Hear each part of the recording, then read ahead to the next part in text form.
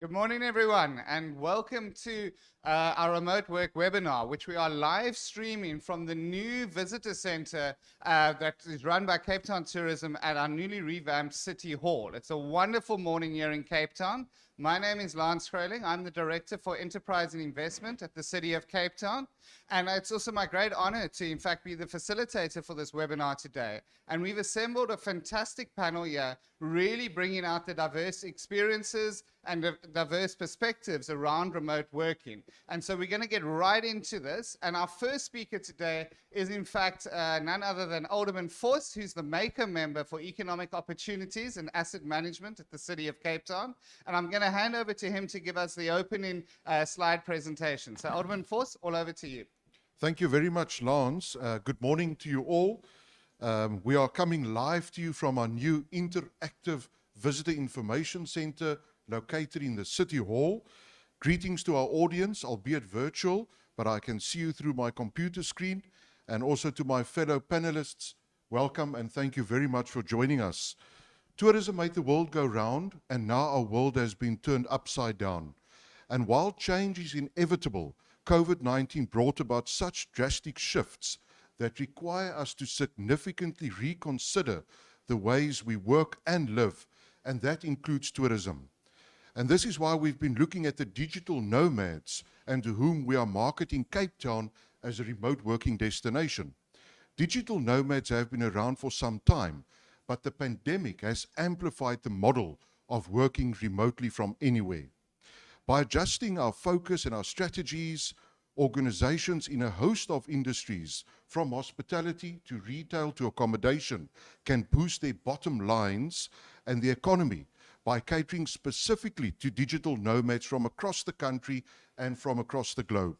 So thank you for joining us at this remote working webinar hosted by the City of Cape Town in partnership with Cape Town Tourism. We are bringing together leaders from key sectors who will be sharing their insights on how and why to appeal to these 21st century professionals. You'll hear from experts at organizations such as Work Wanderers, Andrea, an advocate for the digital nomad movement, Jeremy from the Federated Hospitality Association of South Africa, Lisa from Cape Town Tourism, and we'll also be joined by a specialist in immigration law who will speak on the remote working visa, Angelika, for which I've been lobbying national government. Because over 20 countries, such as Germany, Dubai, Mauritius, Australia, Portugal, Norway, to name a few, have proactively adopted an equivalent of this type of visa. A strategic communication approach focused on international reputation management is our six-pillar destination strategy, which really aims to position Cape Town as a premier destination in Africa to visit, live, work, study, play, and invest. And this initiative was designed to amplify the wealth of information under each theme to one portal, www.thisis.capetown. And from my perspective, it really complements any aspect of the city's economy, from lifestyle to opportunity.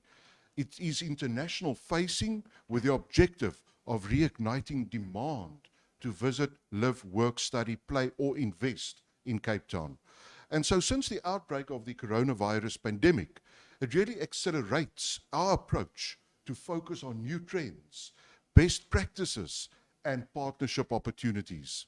And so let's face it, the pandemic has drastically forced us all, from bosses to businesses to government, to alter the way we live, work, and play. And those looking to simply return to the way things were before were left behind. So it might seem to go without saying, but let me put this into perspective with a few statistics.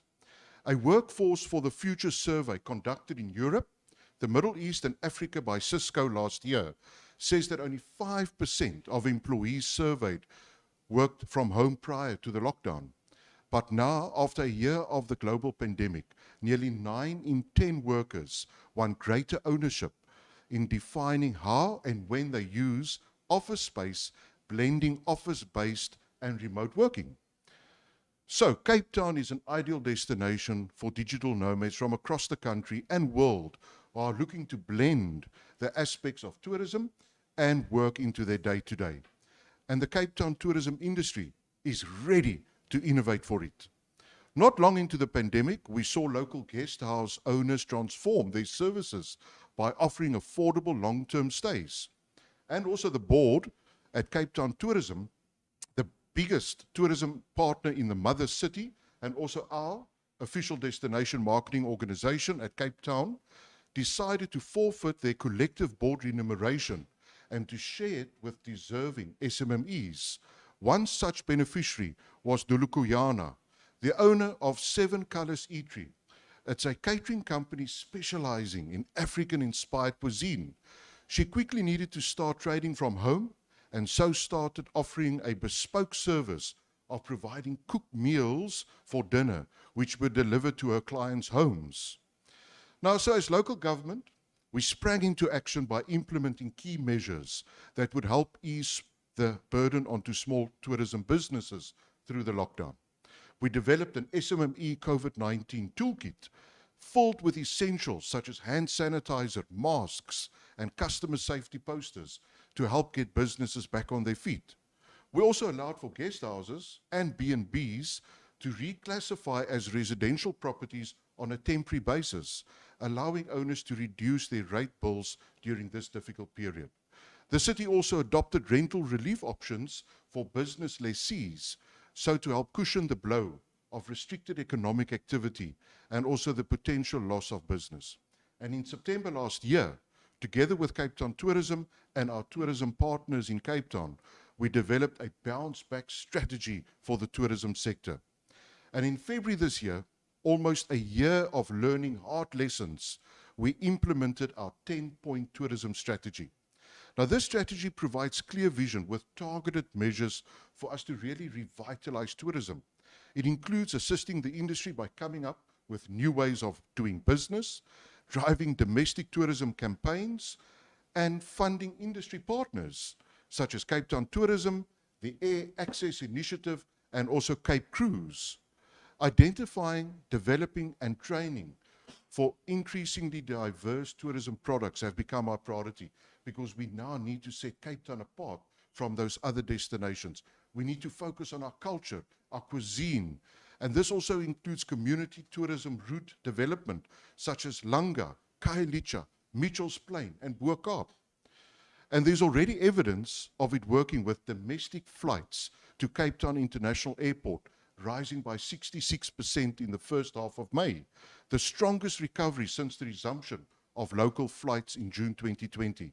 Restaurants and local tourism providers and places of accommodation have also seen a resultant uptick in business. And so under this strategy, we will also continue to work with national government to make sure that we support the tourism industry as best as we can so that we can position our country, South Africa, as a destination of choice, and also looking at Cape Town's value proposition in the whole business ecosystem.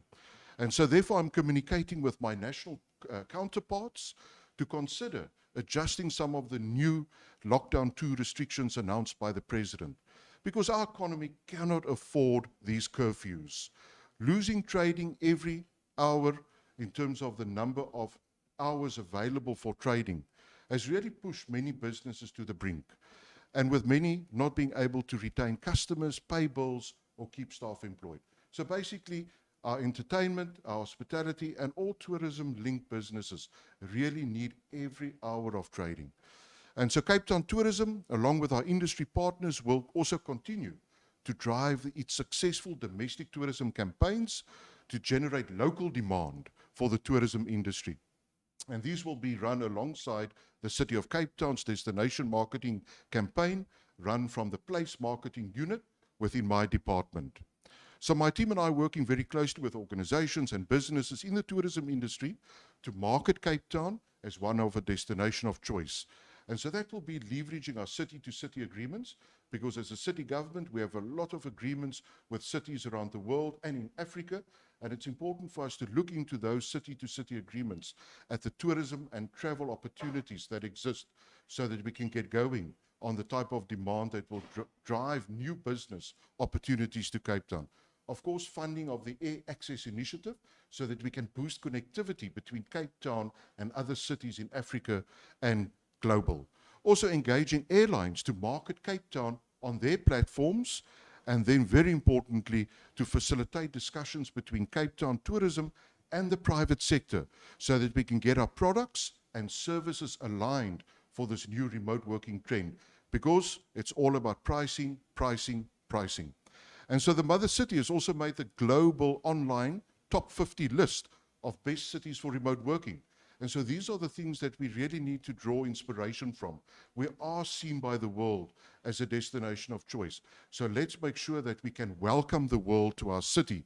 And therefore we need to work with national government to amend the Immigration Act to allow for the remote working visa. And we'll hear more about that during today's webinar, how we can get that over the line so that we can really make it easier for the remote working digital nomads to select South Africa as a country, because we are making it easier for them in terms of the visa regime.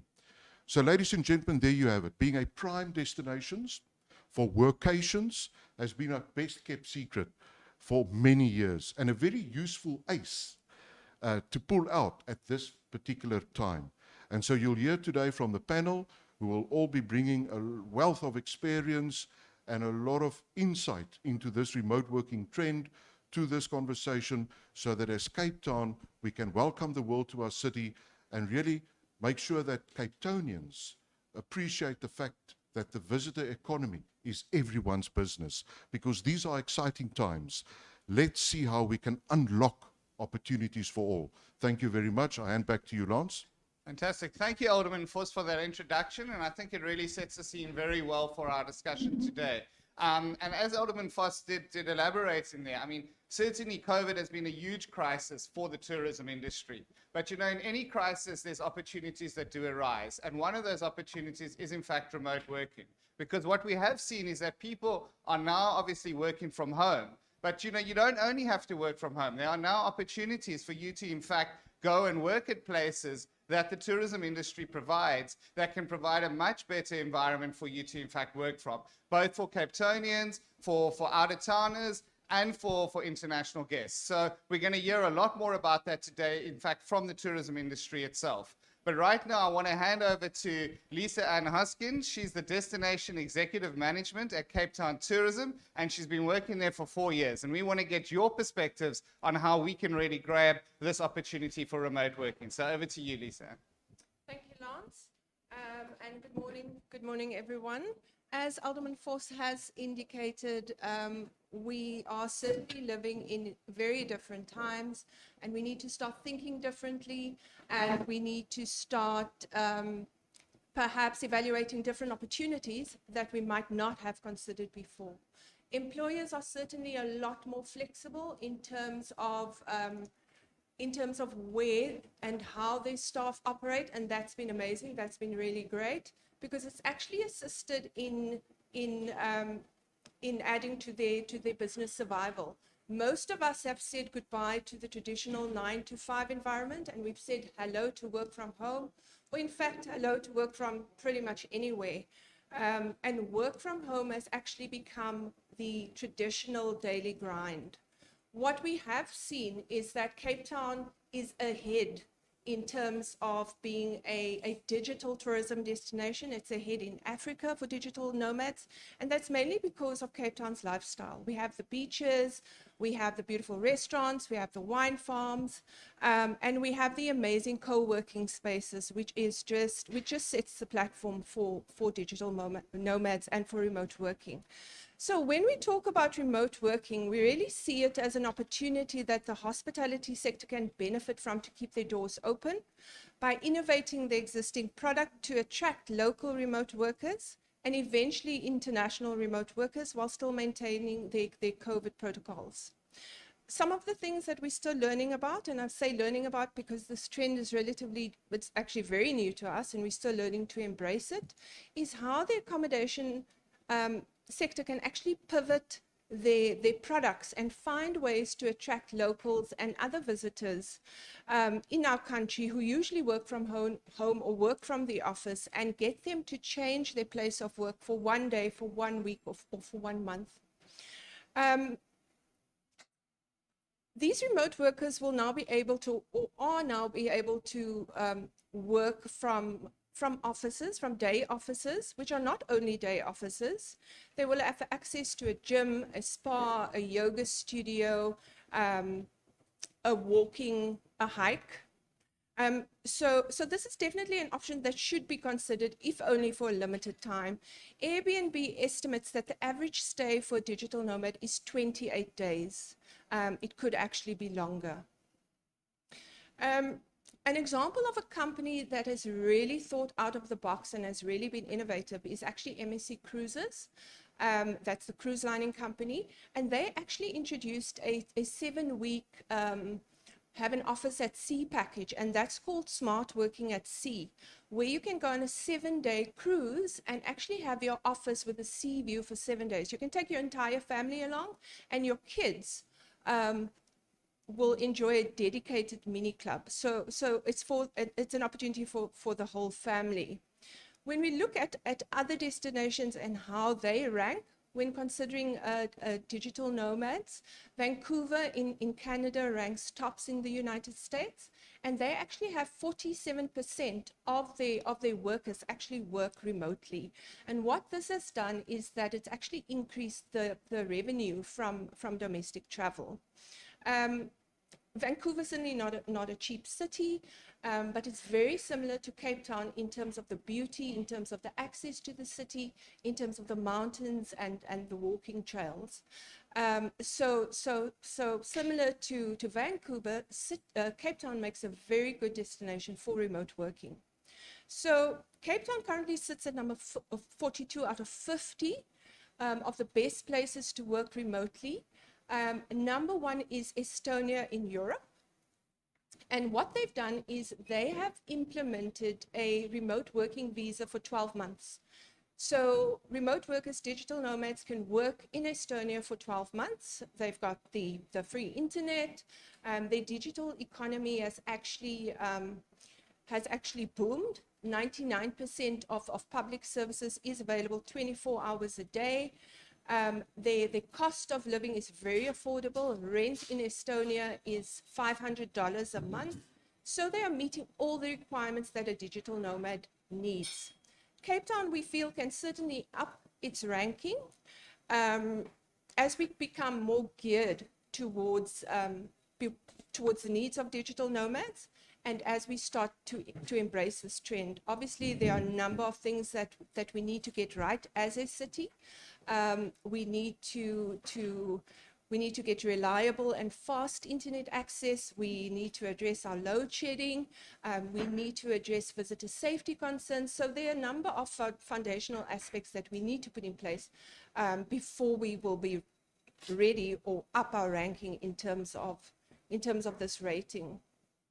As Alderman Vos has mentioned, we have seen a steady increase in the domestic market. Domestic tourism has increased from 16% in August 2020 to 66% in May this year, and we do predict that this trend will continue. The international market, unfortunately, we know has been decimated, and we're looking at 16% recovery since 2019, or compared to 2019. So really going forward, the domestic market's going to be our bread and butter, and we really need to look at ways to expose the domestic market to more options, and to balance and to find home office balance, and to get rid of the home office fatigue. So what would remote workers be looking for as a minimum? They're looking for, obviously, office facilities. They're looking for fast and reliable Wi-Fi, good leisure experiences, which Cape Town has in abundance, whether it be a gym, a spa experience, beach, cleanliness, good service, space, home comforts, exciting meal options, and of course, affordability and COVID safety.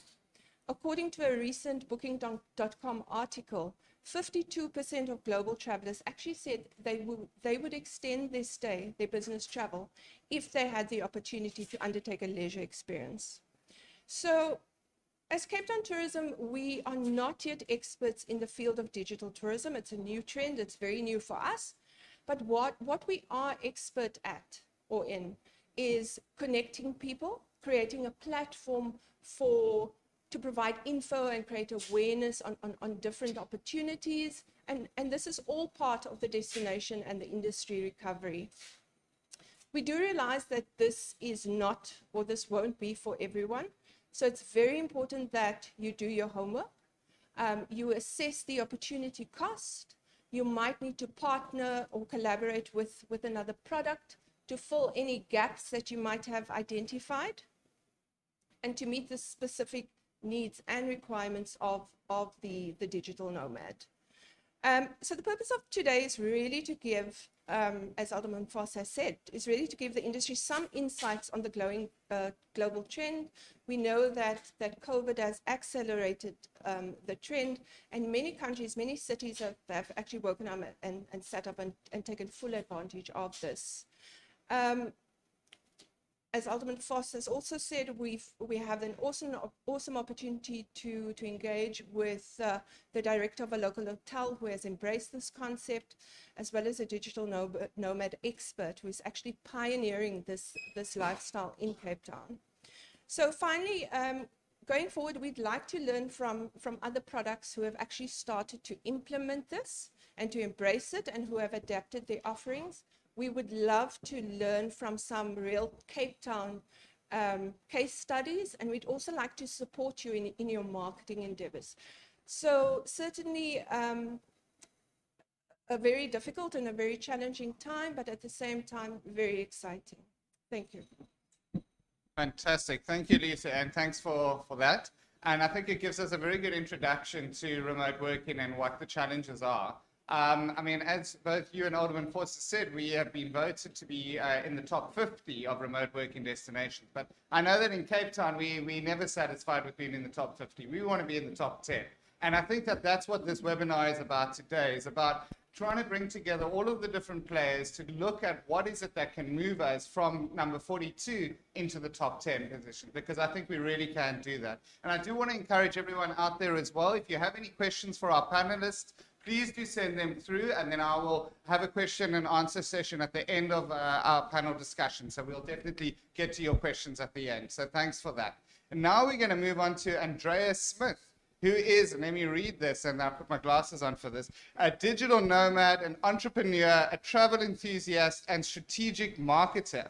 And she's the founder and CEO of Work Wanderers, a South African company centered around the digital nomad lifestyle. But I'm not going to read any more. I think we're going to ask Andrea to explain to us what Work Wanderers does and what the opportunities are in remote working. So let me hand over to you, Andrea. Thanks, Lance. It's so great to be here. Yeah, so excited to be getting into the digital nomad scene here in Cape Town and sharing more stuff with you guys. So a little bit about Work Wanderers. I fell in love with the digital nomad lifestyle over 3 years ago when I was fortunate enough to work remotely. I was a head of marketing for a startup here in Cape Town, and I negotiated a remote work contract. So I went and worked overseas for a few months, and I fell in love with this lifestyle, like I said, and wanted to build a company around it and really kind of pioneer the digital nomad scene in Cape Town, because we have so much opportunity here for that. So I'll just move on to the next slide. So I built Work Wanderers with the goal and vision to build a global digital nomad community. And by offering experiences, co-living, co-working experiences in locations around the world, starting with Cape Town and then moving to other locations like Bali, Portugal, etc. So I wanted to live the lifestyle and meet amazing digital nomads from all over, and I built the business around that. So in 2019, we ran retreats in Cape Town and Bali. And then the pandemic hit in 2020. So, you know, the whole business centered around travel and community it kind of came to a bit of a standstill. So to pivot and to kind of adapt to the situation and to still serve the audience we had, we created an online program called the Digital Nomad Accelerator to help aspiring digital nomads quit the 9 to 5 and build online successful careers. We're still super excited to run the retreats and be in the travel space. And because I, as the founder, have been in Cape Town since the beginning of that pandemic, I've really tried to build and foster the community in Cape Town specifically. We had a Cape Town retreat, like I said, and a WhatsApp group associated with that. And that actually just grew organically. We left it open, and from 20 members on there, it grew to over 180 within a couple of months. And those were just people speaking word of mouth that were traveling to Cape Town as digital nomads and wanted to be part of the community. So in the interim, I have been running meetups, events, and yeah, just trying to build that community in Cape Town, and have gotten a really good insight into what they need, what their desires are, what they need to actually be successful as digital nomads here, and what they're looking for. So it's been an exciting time for Work Wanderers.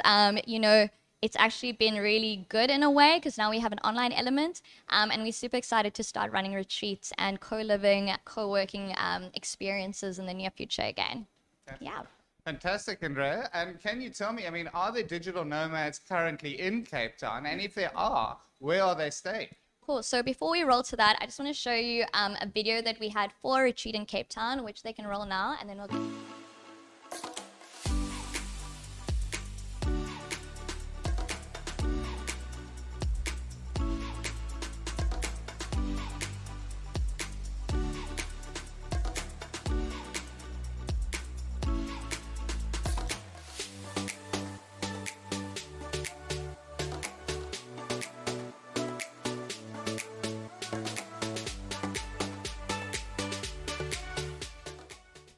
Get on to the next slide.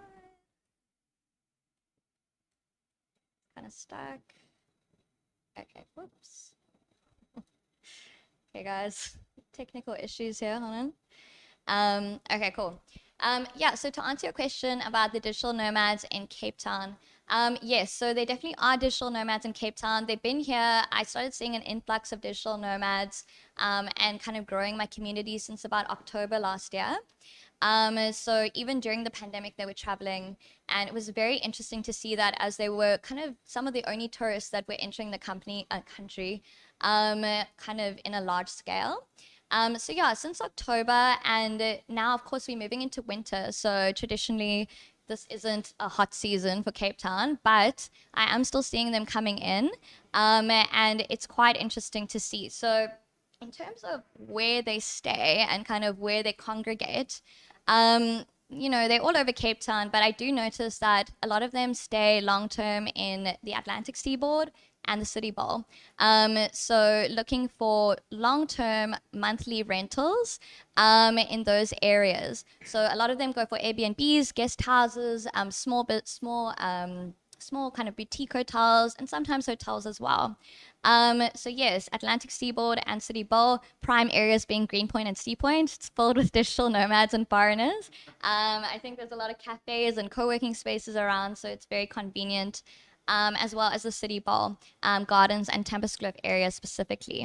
And then yeah, we have some other areas that I noticed where there's a lot of digital nomads, being Bloberg. You know, it's very big for kite surfing and surfing, so yeah, that definitely attracts the digital nomads on that side, as well as Muizenberg for the same reasons. Yeah, and that's pretty much the areas that we find them. You know, they do kind of travel into different areas, but yeah. I also think you wanted to speak about why Cape Town's such a hotspot, right? Sure, absolutely. Okay, cool. So yeah, I mean, Lisa mentioned quite a lot in terms of why Cape Town's so attractive from a tourist perspective. But what we found with digital nomads is these like kind of common denominators that they require in cities that they travel to. So first off is affordability. Affordability is important for them because they're not tourists, they are long-term travelers. So if they're traveling for a year at a time, they need to be mindful of their budgets. So affordability is important. A lot of the nomads that travel here are coming in from Europe, the UK, the US. So they do have good disposable income and the exchange rate is in their favor. But they do look for a deal and they want to make sure they are kind of still in line with their budgets at the end of the day. So affordability is a big one, and South Africa does fall in line with that. Then we also have access to Wi-Fi. So yeah, our Wi-Fi, we have some really good like hotspots, like the co-working spaces where you can get 100 megabytes per second. But then some accommodations perhaps only have 10 megabytes per second, and that isn't going to be good enough for a digital nomad. So access to Wi-Fi is important. I think we are above certain other countries where they do travel, for instance, Bali. Although that's also trying to improve in terms of Wi-Fi accessibility and speed.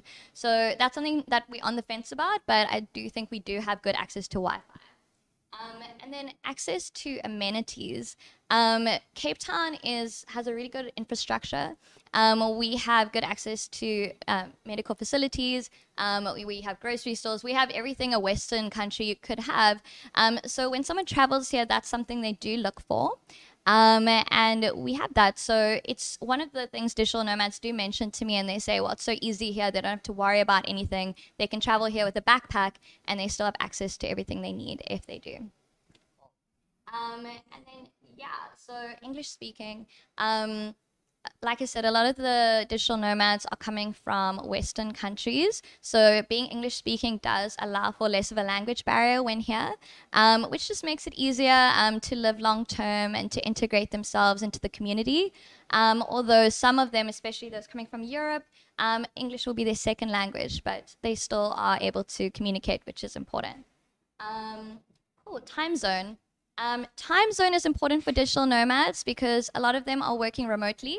If they are employed by a remote employer overseas, they may need to work between 8 to 5 normal hours, and it makes sense for them to be within a similar time zone, so they don't have to worry about getting up at early hours or working late afternoons. So for Europeans and for the UK, South Africa is a prime time zone location for digital nomads. And we are also in a different seasonality. So when it's winter there, they can come here for summer. So it really does work out for them. Okay, cool. Adventure and culture. I'm not going to mention too much about that. We know Cape Town and the Western Cape has a lot of adrenaline activities, lots of fun things to do. Paragliding, skydiving, bungee jumping. Digital nomads love that. They love taking advantage of everything around them and experiencing a city to its fullest. And of course, culture. So they like immersing themselves in local cultures as well. Yeah. Fantastic. Well, that's all very encouraging, Andrea. And what do you see the opportunities for collaboration with the tourism industry? I mean, what would you propose? Okay, so we talked about that. Okay, well, some collaboration opportunities that I did mention here. So, like I said, digital nomads definitely do look for longer term accommodation options. And we've talked about that quite a lot, and there's a lot of innovation in that space. But at the end of the day, it still becomes quite expensive, and there isn't something that's very obviously available to a digital nomad. So they will look for monthly rentals, and a lot of them are quite savvy, so they're very tech savvy. They want to find the best deal from a monthly basis with as many inclusions as possible. So accommodation providers could look at offering monthly packages and adjusting their spaces to accommodate for digital nomads better. So that's an obvious one. I think the mindset needs to change in terms of daily rates, because this is a long-term trend and there are going to be a lot of digital nomads coming to Cape Town. So they need something that meets that demand. So that's one. Another one is offering co-working space accessibility. Digital nomads, of course, they need fast Wi-Fi, and a lot of them will work from home. But they also like community. Community is extremely important for digital nomads, if not the most important thing. And that's what my retreats kind of revolve around. So they need access to a co-working space where they can meet other people and where they can get their work done and be kind of successful doing that. So accommodation spaces can look at, it's really just an open space with fast Wi-Fi, good chairs, ergonomic chairs. It's not too complicated, but it makes a big difference to someone looking for a potential place to stay. And then what else did I say here? Okay, so there's a big trend in terms of co-living. So if you haven't heard about co-living, it's really a place where it's almost called housing as a service now. So housing as a service and co-living is where people come and they congregate and they live together. So if it's in a guest house, they would have community events. They would be staying together in the sense that they have their private rooms and private bathrooms, but there's community events in the evenings, pizza nights, movie nights, all types of community-driven activities, weekend trips, because digital nomads travel alone. They're solo travelers, and yeah, they really want to meet other like-minded people that understand them and that can inspire them as well. So adapting your space to a co-living space could be a huge opportunity. If you look at places all around the world, Selena is a massive, massive organization that is co-living around the world. Outside, another one. They are making a massive name for themselves across cities. All they offer is a private bedrooms with private bathrooms in a building. It's no different to any other space, but they've positioned it according to a niche, being the digital nomad, and they make sure that community is at the forefront of their offering. So that's something to think about. I will say that in Cape Town, there's definitely a demand for that, and I don't see, if any, co-living spaces. There are a couple, and they are, trying to pioneer it, but it's definitely a space you can get into. And then, yeah, like I said, just improve community. If you can't adapt your space completely, think of how you can incorporate community-driven events that cater towards the digital nomad. Yeah. Fantastic. Thank you, Andrae. And just as a follow-up to that, I mean, can tourism products partner with Work Wanderers? I mean, particularly when the market opens to really push their products through you? Yeah, of course. So when we do run our co-living retreats, being a provider of these experiences, we don't own any of the properties. So we do look for co-living partners and try and look at spaces that meet all of these needs: Wi-Fi, community-driven experiences, safety in terms of COVID, individual spaces, workplace areas, all of that. So if you would like to adapt your space or have a space like that in Cape Town and you think it could work, then I'd love to speak to you. I'm also doing digital nomad friendliness consulting for the hospitality sector to try and help people adapt their space so that it actually meets the demand for digital nomads and helps them stand out from their competitors. So if you would like to contact me, I did put my handle for Work Wanderers there, as well as my email address. My name's spelled a little bit differently with the AE, so don't get confused. But yeah, you can just contact me there, and then we can go from there as well. Fantastic. Thank you, Andrae. And then just final question, just for some insight. I mean, how much per day do digital nomads actually spend in a destination, would you say? Cool. So of course, I'm part of this digital nomad community as a digital nomad myself and kind of pioneering it in Cape Town. So I do meet with them on a daily basis, co-working, going to meetups, etc. And I do try and ask them these questions. Of course, it differs in terms of it differs in terms of disposable income and who they are, but I thought I'd break it down into the 3 types of digital nomad. So it's important as a industry provider to understand who you're talking to. You always need to understand your audience. And this is very important. There are 3 types of traditionally digital nomads. So we have our freelancers. Our freelancers are people working on an hourly basis. They have a bit more inconsistent income, and they are the types that will probably be a little bit more savvy with their money. So that's more on the lower end, not necessarily, but this is just a generalization. So people between the ages of about 25 to 35. They will come here for the experiences. They will want a more budget-friendly option, but they will potentially splurge more on experiences like going out to restaurants and activities and that type of thing. Then we have your remote workers. I will say this industry, if you have a high-end product, this audience is probably for you and the most stable, because the remote worker is someone with a consistent income. If they're traveling the world as a digital nomad, they're probably making a fair amount of money per month, and they can spend on accommodation, going out. So that is kind of the audience you would need to target if you have a high-end product. In terms of age and where they're from, I'll get to that, but age for the remote workers, they can be from any age, but they generally are a little bit more intermediate to advanced. So yeah, about 28 plus. and they can be up to 55, 60. Yeah. And then lastly, your online entrepreneur. This is a space where we have low end and high end. So we got your startups. They are going to also be quite budget friendly. They know how to hustle, so they want a great deal. And they want a more innovative space where they can meet people and really collaborate. So that would be really cool if you could get into that. And then the high-end online entrepreneurs, they have established businesses, very professional. They have teams. They need a very professional-oriented environment. And they would also be on the high-end side. So it's important I mentioned this so that you understand the audience. In terms of actual spend, so these are estimations. Please don't hold me to this. This is from people that I've spoken to, and I've tried to collect data as best as I can. But in terms of accommodation, this is the realistic type of spend for a digital nomad. There will be outliers, so people who are spending less and more. But on average, on the low end, we've got people spending about $8,000. So that's very low. They will negotiate Airbnbs and actual long-term leases and be staying in studio apartments or in a guest house, just a room. And then up to 25K per month per person.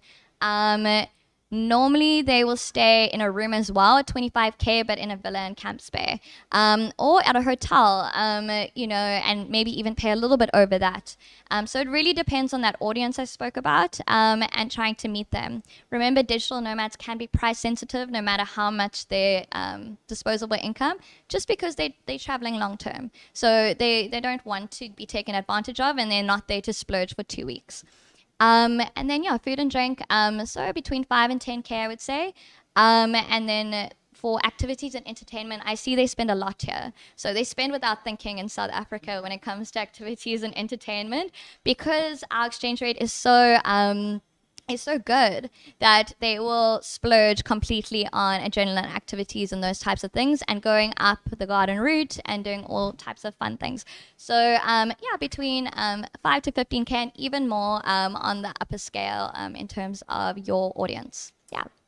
Fantastic. Thank you so much, Andrae, for those insights. And I think that it certainly stimulated a lot of ideas, and hopefully a lot of the tourism industry will take some of those insights on board. Some really encouraging words there, though. But now we're actually going to move over to tourism product owner, and this is, in fact, Jeremy Clayton, who is also the chairman of Fedhasa in the Cape, and he's also the executive director of the President Hotel and the founder of Turnkey Hospitality, and somebody who I've interacted with a lot over this past year. And tell me, Jeremy, though, I mean, my first question to you is, why have you researched this trend so much as a director of a hotel? Where do you see the opportunities in this?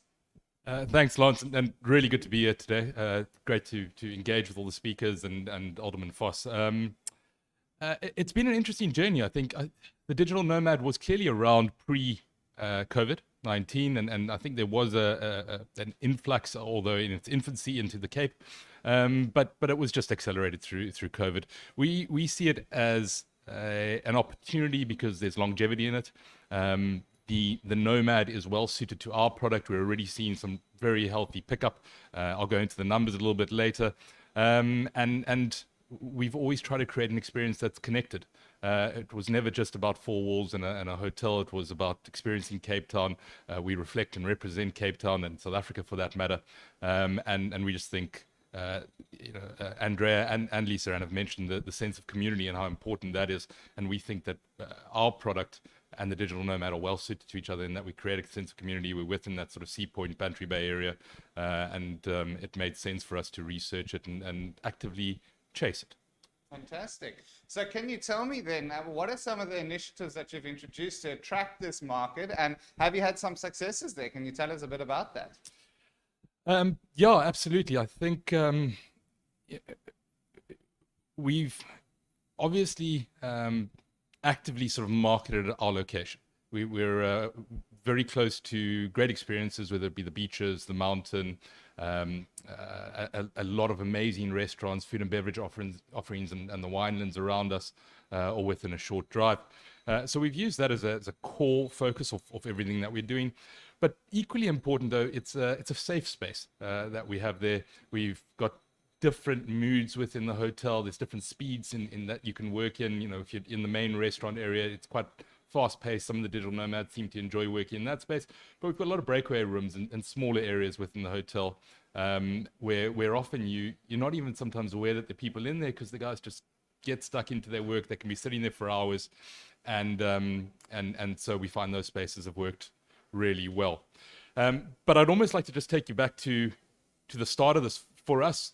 Whilst we certainly were looking at the trend right in the beginning, what seemed to happen was, just as we were in level 5 and then went into the level 4 lockdown, the hotel was really founded on community. It's got 250 years of sort of deep community roots, and as a parent and worker and remote worker, we realized that a lot of the community around us needed a space to work when they couldn't go back to the office in level 4, but couldn't be around home the whole time and needed to get some quality hours in.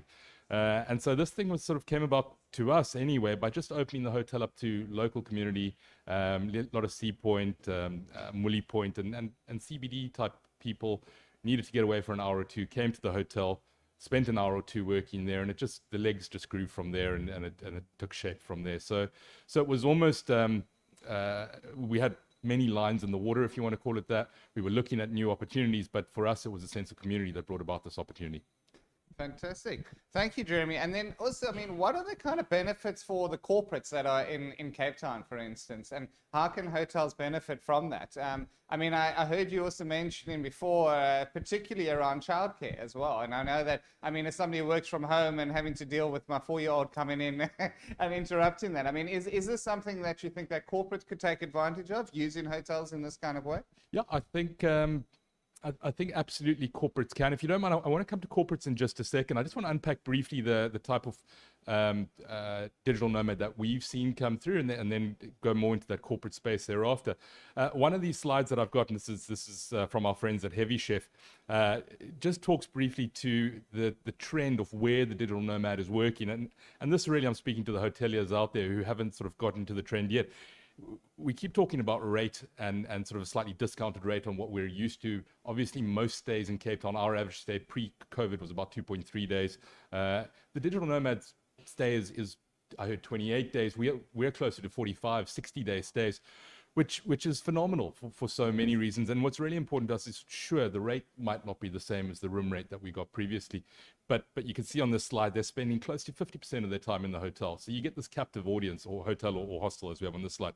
And whilst the room rate has always been an important part of our fundamentals, our KPIs, you now have a person who is forming a community, who's there, they're having a glass of wine, they're having multiple coffees, sandwiches, they're really experiencing your product throughout, which is to me as important as the old room rate back in the day. So it's a different perspective.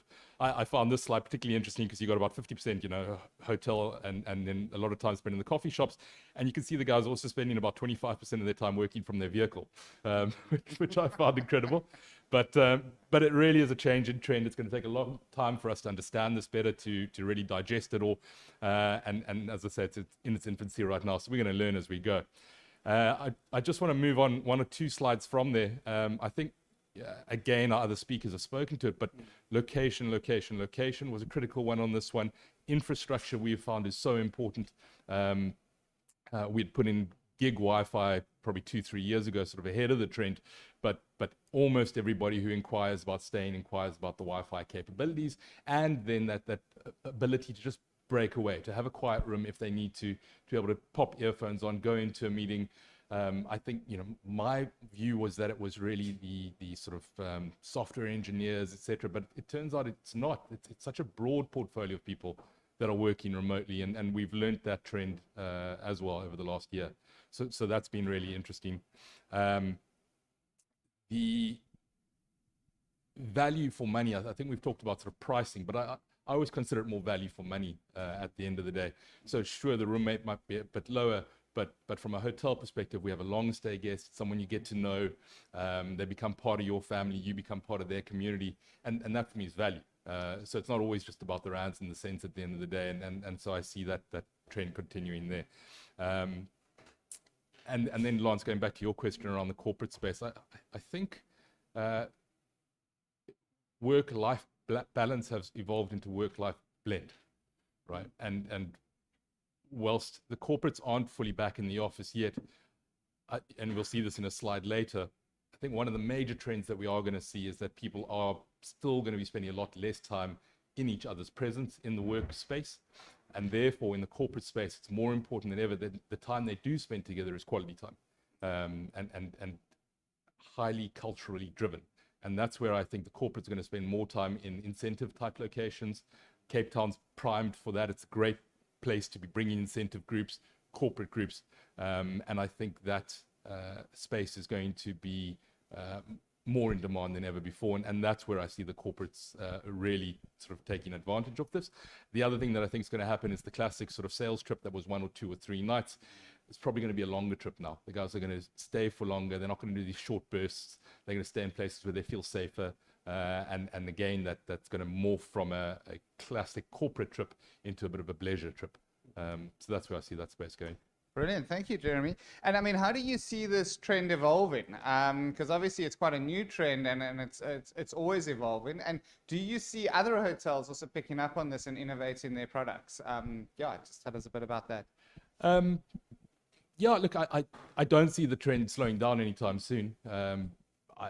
Again, all indicators are that people will still going back to the office, but probably in sort of 10, 20, 30% of where it was previously, certainly in the classic 5-day workspace. So I see the trend continuing for the long term. I see Cape Town moving rapidly from 42 on that list into the top 5. There's absolutely red tape that we need to cut to get there. But my view is, and I've been fortunate enough to sort of work in probably 12, 13 locations around the world. There's no location like Cape Town for balanced quality life and lifestyle. And so I see the trend evolving that anybody who has time or flexibility in their job and can work to a degree wherever they want will go to these incredible experiential destinations, and Cape Town's top of the list there. Coming back to what you were saying about other hotels, it's such a or let me say this. I think what hotels need to do is embrace change, firstly, but they need to look at their USPs, firstly. Hotels are incredibly cost sensitive, especially around the Cape and South Africa right now, because of this really poor business that we've had coming through the doors for 16 months. We've had to watch every penny that we have.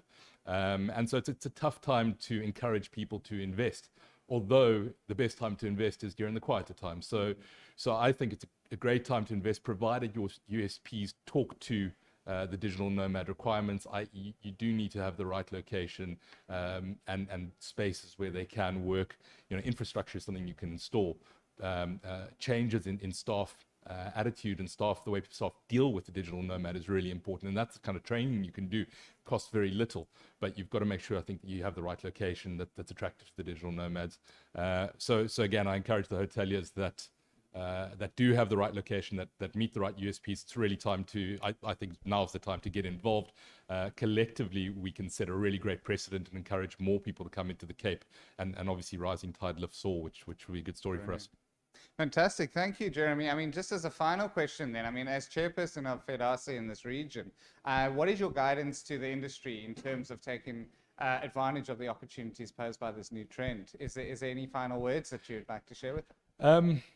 There are, and I'd like to also just wrap up at the end with a journalist who recently stayed with us. But just from a Fedhasa perspective, we've done everything we can to support industry. We've worked with a lot of our provincial and national partners through the process. But my view is that leisure tourism, I believe, bounces back. And again, the Cape, South Africa is such a strong global trend, and people have always wanted to come here. But one thing we've always been a little bit uncertain about is how the MICE business bounces back, how the corporate segments bounce back. It's been a big trend in Cape Town over the last couple of years. There's been a huge focus around that. And whilst I think it comes back, I think it takes a bit longer than the leisure tourism to come back. And so I think work from hotel, as we've termed it, or the digital nomad remote workers can quickly buoy up occupancies. So I, again, encourage hoteliers to chase the trend so long as they're in the right position to do so. I don't think the volume gets turned on overnight by any means. At the present, we've been involved in this now for even pre-COVID, but really actively in the last 8-10 months. And at this stage, we've got about 22 long stayers in-house. And fine, that does equate to a couple of thousand bed nights a year, but it's not a massive number when you look at 350 bedrooms. But it's certainly moving in the right direction, and we're getting more and more inquiries every day. And we've recently launched a forex-based pricing into the regional and national markets, international markets. Whilst they're not fully open at this stage, we think it was important to get our name out there and get Cape Town out there. So we've done that. And then, Lance, just to conclude, you'll see one of my last slides. We recently had a travel and leisure journalist. So Travel and Leisure, obviously one of the biggest publications worldwide in travel. Katie Jackson stay with us. And Katie had done a story, I believe it was one of the safari products in Botswana, came down to Cape Town for 2 days just before transitioning back home. 2 days turned into, I think it was a week and a half, at which stage we sort of engaged with her and we were talking to her about a number of things. I think Katie ended up staying about 3 weeks at the President, and as far as I know has just left, but she may still be in-house. But Katie summed it up really well, and if you'd let me, I'll just quickly read us something she had to say.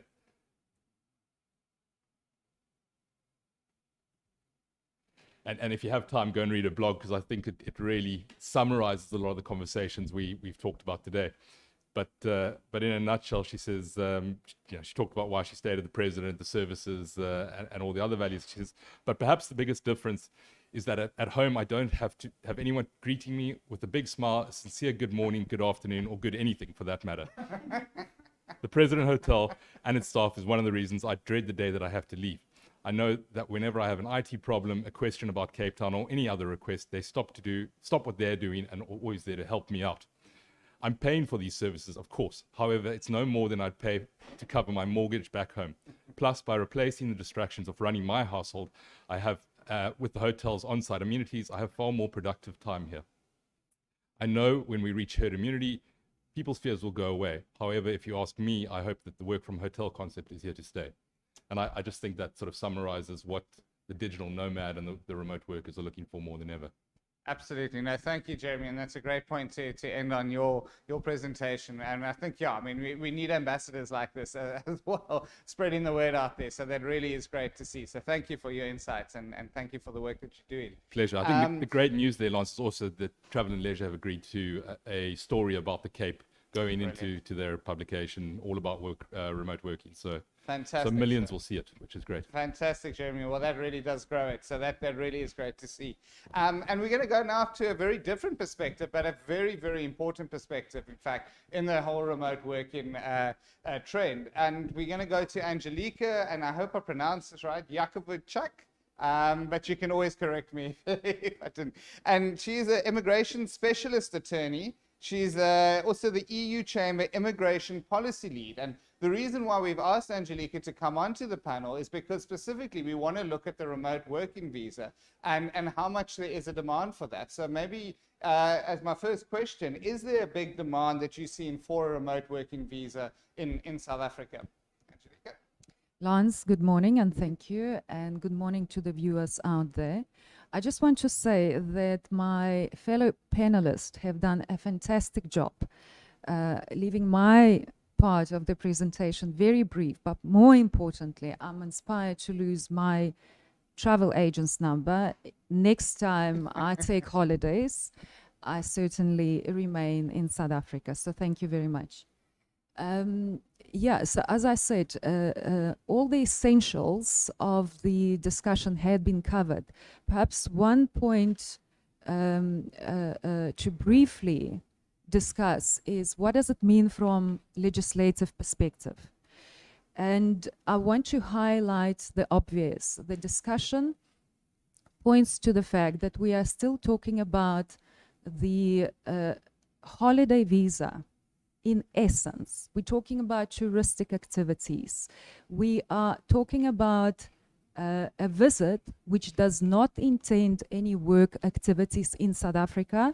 And what I mean by that is that the nomads, the remote workers will continue working for the current companies, the employers, generating the income in their countries, as it were, right?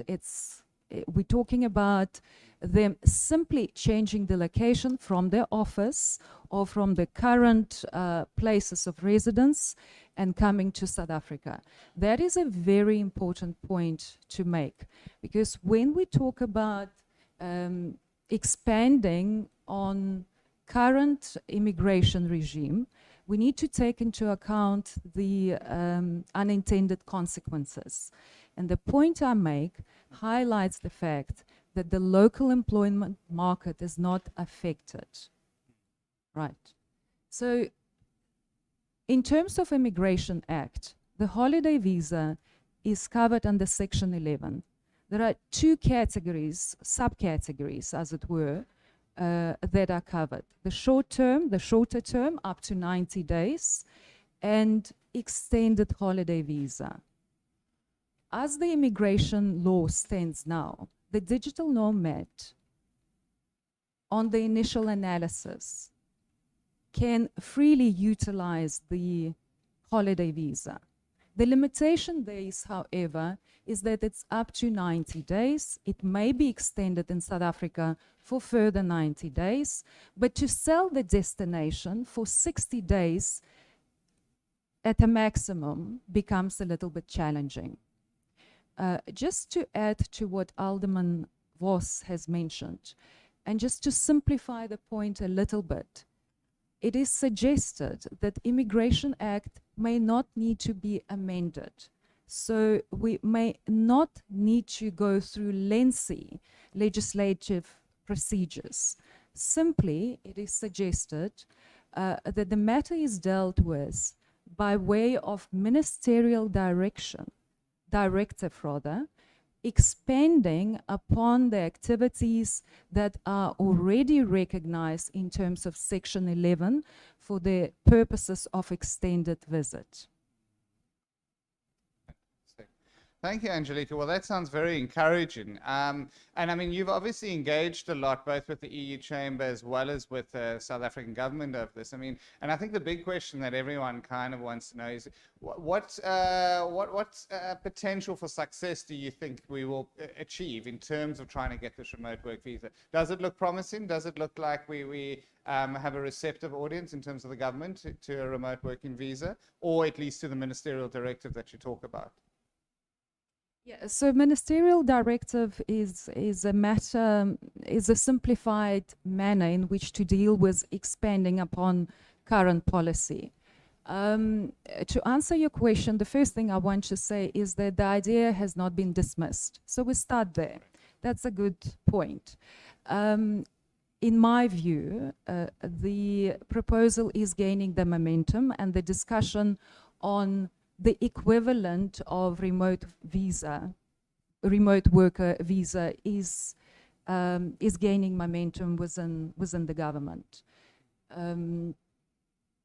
Some of my fellow panelists mentioned that in excess of 20 other countries have in recent months implemented the equivalent of the remote worker visa, the digital nomad, etc., etc. Which points to the fact that the governments are capable of adjusting the policies on demand and quite quickly. And South Africa will be competing with those destinations. I'm going a little bit over the point that you asked in your last question, but I just wanted to make mention of that.